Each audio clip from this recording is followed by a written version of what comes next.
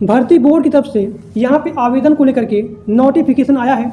इसके apply date को लेकर के, यानी कि इसका आवेदन कब से प्रारंभ होगा, और यहाँ पे सिलेक्शन प्रोसेस को लेकर के, और यहाँ पे डॉक्यूमेंट को लेकर के। तो सभी लोग पूरा वीडियो देखना, क्योंकि जो भी यहाँ पे डॉक्यूमेंट बताया जाएगा वो सभी डॉक्यूमेंट आपके पास अवेलेबल होना चाहिए। अगर आप लोग के पास वो डॉक्यूमेंट नहीं होगा तो आप सभी लोग इसके फॉर्म को अप्लाई नहीं कर सकते हैं।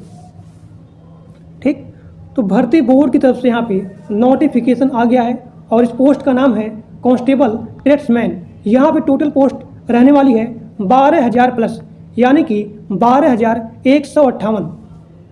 आप सभी लोग पूरा वीडियो देखना, क्योंकि इसमें हम हर एक चीज़ के बारे में बात करेंगे कि सबसे पहले फिजिकल टेस्ट होगा या फिर रिटन एग्जाम होगा, और इसका आवेदन कब से प्रारंभ होने वाला है।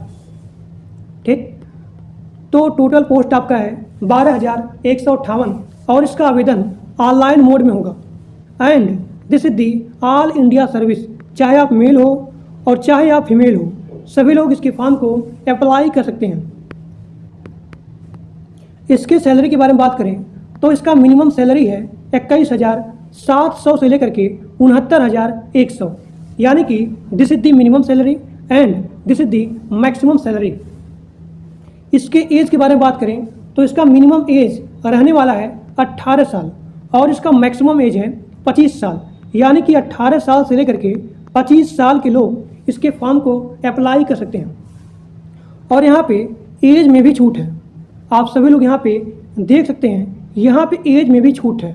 अगर आप लोग SC ST, अगर आपका कास्ट SC ST है तो आपको यहाँ पे 5 साल का छूट दिया जाएगा। OBC है तो OBC के लिए 3 साल का छूट है, लेकिन कम से कम मिनिमम एज आपका 18 साल होना ही चाहिए। ठीक, एप्लीकेशन फीस के बारे में बात करें तो अगर आप जनरल हो, OBC हो, तो आपको यहाँ पे 100 रुपया देना पड़ेगा। SC ST PWD इनके लिए यहाँ पे कोई भी फीस नहीं है, और इसका पेमेंट ऑनलाइन रहने वाला है। आप सभी लोग पूरा वीडियो देखना, जो बताऊँगा डॉक्यूमेंट वो सभी लोग के पास डॉक्यूमेंट होना ही चाहिए।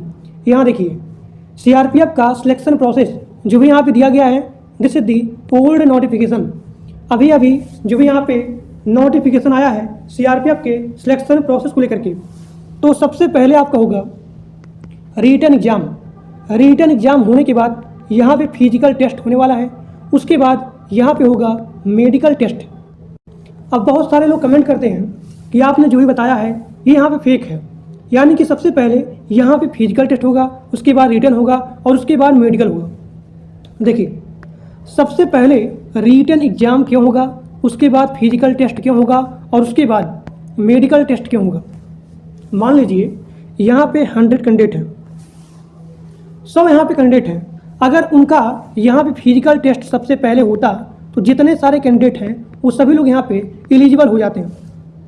तो इसीलिए यहाँ पे सबसे पहले आपका रिटन एग्जाम होगा। अगर मान लीजिए यहाँ पे 100 कैंडिडेट हैं, अगर ये लोग सबसे पहले रिटन एग्जाम देंगे तो ऐसा हो ही नहीं सकता है कि सभी लोग यहाँ पे एलिजिबल हो जाएं। ठीक, तो इसीलिए भर्ती बोर्ड की तरफ से यहाँ पे सबसे पहले रिटन एग्जाम होगा। रिटन एग्जाम होने के बाद यहाँ पे फिजिकल टेस्ट होगा। सबसे पहले रिटन एग्जाम, उसके बाद फिजिकल टेस्ट, और उसके बाद मेडिकल टेस्ट होने वाला है। ठीक, अब यहाँ देखिए फिजिकल की बात करें फॉर मेल कैंडिडेट, तो मेल के लिए अगर मेल दौड़ में पास आउट हो जाते हैं, यहाँ देखिए 7 मिनट 30 सेकेंड मेल के लिए यहाँ पे दौड़ है 1600 मीटर। तो अगर यहाँ पे मेल दौड़ में पास आउट हो जाते हैं तो उनका लॉन्ग जंप है 11 फीट, और यहाँ पे 3 बार चांस दिया जाएगा। और यहाँ पे हाई जंप है 3.5 फीट, और यहाँ भी उनको 3 बार चांस दिया जाएगा। महिला के लिए अगर महिला 4 मिनट, यहाँ देखिए अगर महिला 4 मिनट 45 सेकेंड 4 मिनट 45 सेकेंड में अगर 800 मीटर दौड़ लेती है, यानी कि दौड़ में पास आउट हो जाती है, तो उसका लॉन्ग जंप रहने वाला है 9 फीट, 3 बार चांस दिया जाएगा। और यहाँ पे हाई जंप है 3 फीट, और यहाँ पे 3 बार चांस दिया जाएगा। अब यहाँ पे हाइट और चेस्ट को लेकर के मेल का हाइट 165 सेंटीमीटर होना चाहिए, फीमेल का हाइट 155 सेंटीमीटर होना चाहिए। मेल का चेस्ट कम से कम 75 से लेकर के 80 सेंटीमीटर होना चाहिए। लेकिन फीमेल के चेस्ट को लेकर के यहाँ पे कोई भी डिटरमाइन नहीं किया गया है। एक बार फिर से सुनिए, फीमेल के चेस्ट को लेकर के यहाँ पे कोई भी डिटरमाइन नहीं किया गया है। क्वालिफिकेशन की बात करें, हमारे पास कुछ लोग कमेंट करते थे कि सीआरपीएफ में अप्लाई करने के लिए हमारे पास कौन सी क्वालिफिकेशन होनी चाहिए। तो चाहे आप ग्रेजुएट हो और चाहे आप अंडर ग्रेजुएट हो, सभी लोग इसके फॉर्म को अप्लाई कर सकते हैं। यानी कि इसका मिनिमम क्वालिफिकेशन रहने वाला है 10th पास आउट। ठीक, अब यहाँ पे सबसे ध्यान देने वाली बातें हैं कि सभी लोग के पास जो बताऊंगा डॉक्यूमेंट, वो सभी डॉक्यूमेंट आपके पास होना ही चाहिए। सबसे पहला डॉक्यूमेंट है पासपोर्ट साइज का फोटोग्राफ। मिनिमम फ़ोटो 4 और यहाँ पे मैक्सिमम फ़ोटो 20।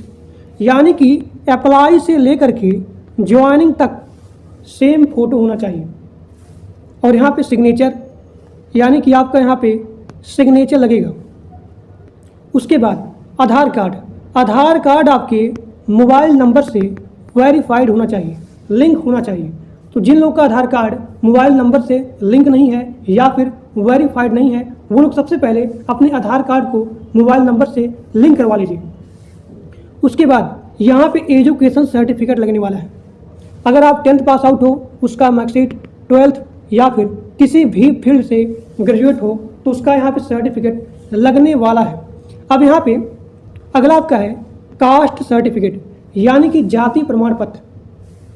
अगर आप एससी हो, एसटी हो या फिर ओबीसी हो, तो उसका यहाँ पे सर्टिफिकेट आप यहाँ पे लगाएंगे, तभी आपको छूट मिलेगा।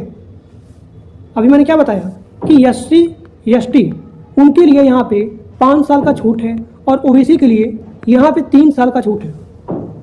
तो जो लोग एससी एसटी हो उसका यहाँ पे सर्टिफिकेट लगाएंगे, और जो लोग ओबीसी हो तो आप लोग उसका यहाँ पे सर्टिफिकेट लगाएंगे। अब यहाँ पे बहुत सारे लोग का डाउट होता है एज प्रूफ डॉक्यूमेंट को लेकर के कि सर एज प्रूफ में कौन सा डॉक्यूमेंट लगाएं। तो एज प्रूफ में आप अपना बर्थ सर्टिफिकेट लगा सकते हैं। अगर आप लोग के पास बर्थ सर्टिफिकेट नहीं है तो उसके स्थान पे 10th का मार्कशीट लगा सकते हैं। अब ध्यान देने वाली बातें हैं कि आपके आधार कार्ड में जो भी डेट ऑफ बर्थ है वही सेम आपके 10th के मार्कशीट में होना ही चाहिए। ठीक, तो एज प्रूफ के स्थान पे आप अपना 10th के मार्कशीट को लगा सकते हैं। अब कैसे आप लोग इसके फॉर्म को अप्लाई करेंगे, यहाँ पे सारा चीज़ दिया गया है। देखिए यहाँ पे सारा चीज़ दिया गया है। आप जाएंगे सीआरपीएफ के ऑफिशियल वेबसाइट पे, और जो भी यहाँ पे डॉक्यूमेंट बताया गया है तो सभी लोग के पास वो डॉक्यूमेंट होना ही चाहिए। अब यहाँ देखिए इसके अप्लाई डेट को लेकर के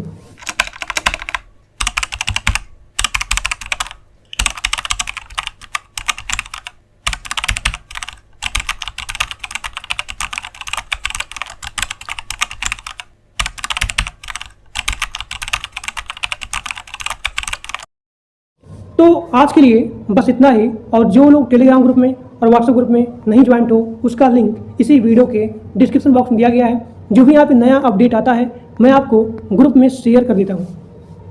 तो आज के लिए बस इतना ही। Thank you.